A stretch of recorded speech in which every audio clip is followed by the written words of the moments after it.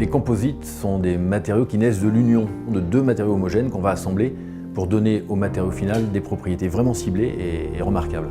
Je veux parler de propriétés de résistance à la corrosion, je veux parler de propriétés au feu. Donc une infinité de solutions et une grande liberté laissée au concepteur, à l'ingénieur, à l'architecte pour créer avec ces matériaux. Nous travaillons toute l'année dans l'industrie et nous ramenons les codes de l'industrie au monde du bâtiment qui est un monde bien différent. C'est un des rares secteurs où on utilise encore aujourd'hui les matériaux de nos grands-parents. C'est assez surprenant devant des secteurs industriels comme l'aéronautique, l'automobile, les industries électriques qui depuis longtemps se sont emparés des composites en leur trouvant les vertus adaptées à leur activité. En ce qui concerne le secteur du bâtiment, on se dit que les propriétés mécaniques couplées aux propriétés thermiques de certains composites peuvent nous amener des combinaisons intéressantes avec des propriétés thermiques qui nous approchent du bois ou des plastiques, des propriétés au feu qui restent quand même très supérieures au plastique, qui nous amènent sur des formulations qui brûlent très mal, à des propriétés mécaniques exceptionnelles puisqu'on parle de performances qui sont supérieures à l'acier. Dans l'objectif de fournir au domaine du bâtiment des matériaux à des coûts accessibles, il nous fallait penser un process industriel et nous sommes partis sur la pultrusion. D'où la forme de l'objet et la géométrie de l'objet tout à fait innovante dans le domaine du bâtiment, à savoir ce bloc creux qu'on va faire filer sur une, deux, plusieurs hauteurs d'étage.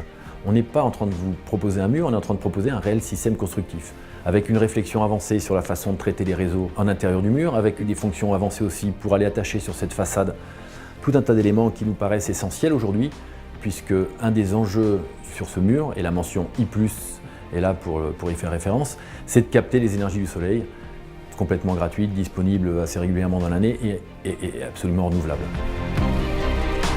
Le fait d'encapsuler dans un coffre creux, mais rendu étanche, nous permet d'envisager des isolants qui n'ont jamais été utilisés encore dans le domaine du bâtiment.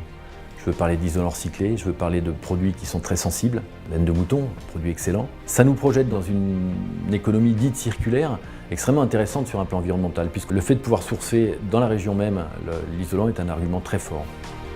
Nous, avec un matériau qui a les performances qu'on lui décrit en termes d'isolation thermique, ne crée aucun pont thermique. Et ça, c'est une grande nouveauté par rapport à tous les systèmes constructifs actuels. L'autre enjeu dans le domaine du bâtiment, aujourd'hui, c'est la perméabilité à l'air.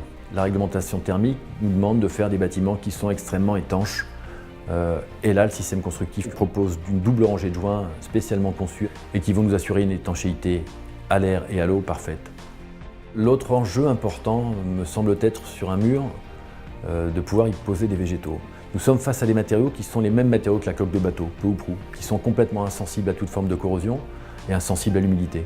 On va pouvoir donc très facilement végétaliser nos structures et elles ont été conçues dans cet esprit-là. Et surtout en fin de vie, ces blocs ne seront absolument pas usés, on va pouvoir changer les parements et aller les remonter sur un autre bâtiment. Nous avons eu deux reconnaissances importantes. L'ADEME n'y a pas été insensible et nous attribue une aide importante pour continuer le développement de ce procédé qui nous conduira en 2017 à monter un bâtiment pilote. Et je cite très volontiers pour conclure cette phrase de Saint-Exupéry, un auteur qui m'est cher, qui dit qu'on n'hérite pas de la terre de nos ancêtres, mais qu'on l'emprunte simplement à nos enfants. On veut vraiment proposer, construire pour un monde durable des solutions innovantes avec nos matériaux.